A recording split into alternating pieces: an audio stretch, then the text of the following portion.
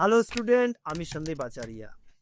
আজকে আমার আলোচ্য বিষয় হচ্ছে ফোর্থ সেমিস্টার, যাদের এমডিসি ফোর্থ সেমিস্টারে যাদের রয়েছে তাদের। তো এমডিসি কি রয়েছে? International relation. যাদের ইন্টারন্যাশনাল রিলেশন রয়েছে মানে আন্তর্জাতিক সম্পর্ক, তাদের কি আসবে? তাদের এমসিকিউ টাইপ প্রশ্ন আসবে। তো এমসিকিউ টাইপের কি কি ধরনের প্রশ্ন আসবে তার একটি সাজেশন আমি তোমাদেরকে করে দিচ্ছি। শুধু সাজেশন না, সাজেশনের সঙ্গে তোমাদেরকে আমি উত্তরপত্রও বলে দেব। অর্থাৎ যেহেতু এমসিকিউ, এমসিকিউ এর জন্যই আমি কি করছি, তার সঙ্গে কিন্তু আমি উত্তরটা বলে দেব। এমসিকিউর জন্য তোমাদের কি হবে, পড়তে খুব সহজ হবে। যেমন একটা বড় প্রশ্ন পড়ে সেটাকে মনে রাখা একটু সময় সাপেক্ষ, কিন্তু এমসিকিউ কিন্তু একবার যদি তুমি চোখে দেখে যাও, পরীক্ষার হলে কিন্তু দেখলে তোমার চোখের মধ্যে এসে হ্যাঁ এটা তো এটাই অ্যান্সার। এই কারণেই আমার পক্ষে যেহেতু বড় উত্তরপত্র দেওয়া সম্ভব হয় না অন্যান্য যেগুলো তোমাদের পরীক্ষা রয়েছে, আর যেহেতু এটা এমসিকিউ টাইপ, এই জন্য আমি এমসিকিউ টাইপের কোশ্চেনগুলো তোমাদেরকে আজকে বলছি। তো তোমাদের কি আছে, তোমাদের মোট 4টা ইউনিট আছে। তো ইউনিট, এক একটা ইউনিটের আমি উত্তরপত্র তোমাদেরকে প্রশ্ন বলবো, মানে সাজেশন দেবো, তার উত্তরপত্রটা বলে দেবো। মোট 4টে ইউনিটের মধ্যে প্রথম ইউনিট যেটা তোমাদের আছে ইন্টারন্যাশনাল রিলেশন, অর্থাৎ আন্তর্জাতিক সম্পর্ক। তার কি আছে? Definition, nature and scope. আন্তর্জাতিক সম্পর্ক বলতে কি বোঝো? তার প্রকৃতি, সংজ্ঞা, প্রকৃতি ও পরিধি। এই অধ্যায় থেকে আমি আজকে তোমাদের এমসিকিউ দিচ্ছি। তো প্রথম প্রশ্ন খুব ভালো করে খাতায় নোট করবে, এগুলোই কিন্তু আসবে। প্রথম প্রশ্ন যেটা মানে তোমরা নোট করবে সেটা হচ্ছে, আন্তর্জাতিক সম্পর্ক না বলে আন্তর্জাতিক রাজনীতি বলার পক্ষপাতী হলেন? অ্যান্সার হবে মর্গেনথাউ। 2 নম্বর প্রশ্ন, আন্তর্জাতিক রাজনীতি হলো মূলত ক্ষমতার লড়াই, কথাটি কে বলেছেন? এটার উত্তর হবে মর্গেনথাউ। 3 নম্বর প্রশ্ন, আন্তর্জাতিক সম্পর্ক বিভিন্ন রাষ্ট্রের অন্তর্গত ব্যক্তিগত সম্পর্ক নিয়ে আলোচনা করে, উক্তিটি কার? এটাও তোমাদের উক্তিটি হচ্ছে গিয়ে হফম্যানের। এটাও খুব ভালো করে করবে। এরপর হচ্ছে, সরি এটা হফম্যান হবে না, এটা হচ্ছে নিকোলাস স্পাইকম্যান। 4 নম্বর প্রশ্ন কি করবে? পলিটিক্স অ্যামং নেশন গ্রন্থটির প্রণেতাকে? এটিও হবে মর্গেনথাউ। 5 নম্বর হচ্ছে ইন্টারন্যাশনাল পলিটিক্স গ্রন্থটি লেখককে বা প্রণেতাকে? অ্যান্সার হবে হলস্টি। 6 নম্বর, ওয়ার্ল্ড পলিটিক্স গ্রন্থটির লেখককে? অর্গানাস্কি। 7 নম্বর, 20 শতকের আগে আন্তর্জাতিক সম্পর্কের বিষয়ে সুসংগত আলোচনা সূত্রপাত ঘটেনি, উক্তিটি কার? হলস্টি। নেক্সট যেটা করবে, 8 নম্বর প্রশ্ন, পঞ্চদশ শতকের এমন একজন লেখক যিনি আন্তর্জাতিক সম্পর্ক বিষয়ে আলোচনা করেছেন, উক্তিটি কার? ম্যাকিয়াভেলি। 9 নম্বর প্রশ্ন কি, আন্তঃরাষ্ট্র সম্পর্ক নিয়ে আলোচনা করেছেন এমন একজন প্রাচীন গ্রিক রাষ্ট্রচিন্তাবিদ হলেন? অ্যান্সার হবে Aristotle. History of Peloponnesian war গ্রন্থটির লেখক কে? গ্রন্থটির লেখক হলো Thucydides. Next, world politics at the end of 10th century গ্রন্থটি প্রণেতাকে? পল রেনোইজ।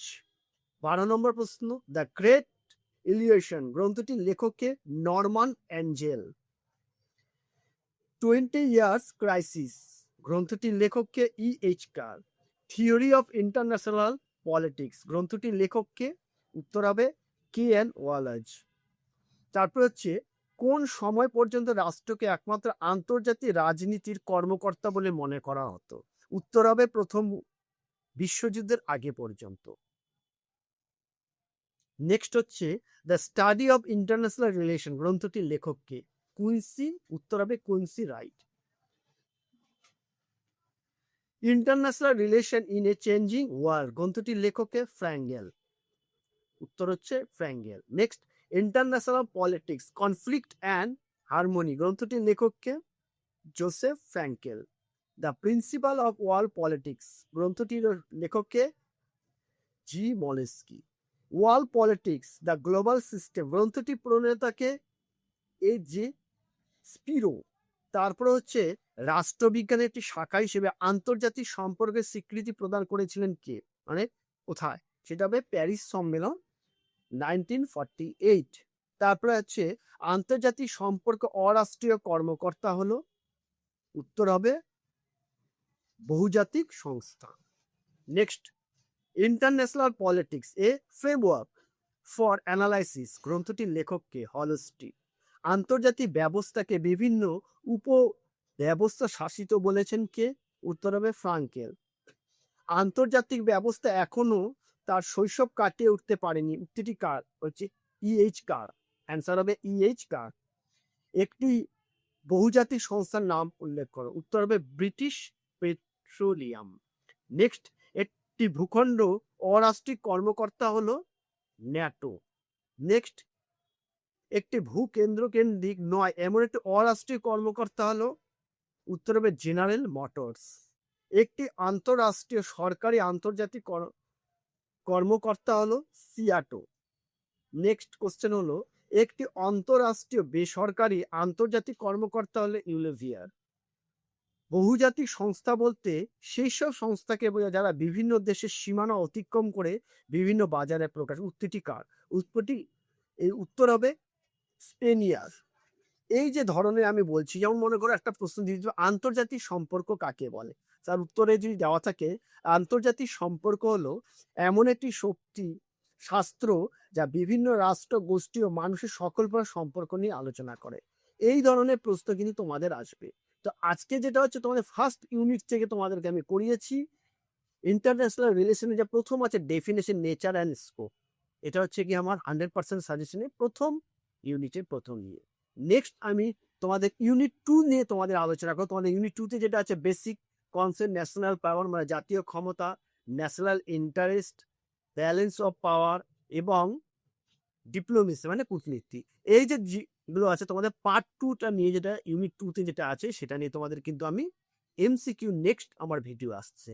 তাহলে তোমাদের এখন কাজ কি, তোমাদের কাজ হচ্ছে এই যে প্রশ্নগুলো আমি বললাম এগুলো খাতাতে তোমরা নোট করো, সেগুলোকে ভালো করে একটুখানি দেখে যাও। আর পরীক্ষার হলে তোমরা দেখলেই কিন্তু তোমাদের চোখের মধ্যে তোমার ভীষণ হ্যাঁ এটা তোমার পড়া, আমি তো শুনেছি এটা সন্দীপ স্যারের ইউটিউবে, এরকম চিন্তাতে কিন্তু তুমি এটা অ্যান্সারটা করতে পারবে। এখন তোমরা চ্যানেলটাকে তোমরা সাবস্ক্রাইব করো এবং এটাকে শেয়ার করো। সাবস্ক্রাইব করলে হবে কি, আমার যে নতুন নতুন করে আরো 4টা কিন্তু ইউনিটে উত্তরপত্র তোমাদেরকে দেবো, সেই 4টা ইউনিটে উত্তরপত্র কিন্তু তোমরা পেয়ে যাবে এমসিকিউ। এর পরবর্তী যাদের রয়েছে জেন্ডার স্টাডিজ রয়েছে এমডিসিতে, সেই জেন্ডার স্টাডিজেরও কিন্তু আমি ইউনিট ভিত্তিক একটা একটা করে তোমাদের উত্তরপত্র দিতে থাকবো। উত্তরপত্র বলতে হচ্ছে 100% সাজেশন। তো আর দেরি না করে চ্যানেলটাকে এখনই সাবস্ক্রাইব করো, যারা এখনো সাবস্ক্রাইব করোনি